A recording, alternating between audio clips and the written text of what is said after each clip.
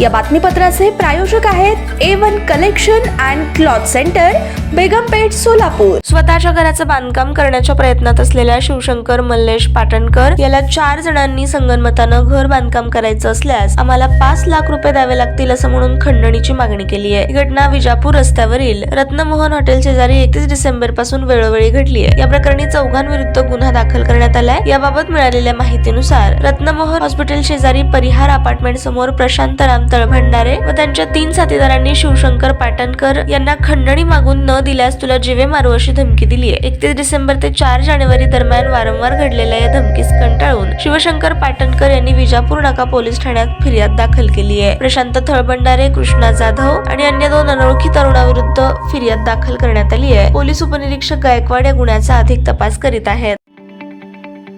ताज्या बातम्या पाहण्यासाठी प्राईम महाराष्ट्र न्यूज चॅनलला सबस्क्राईब करा।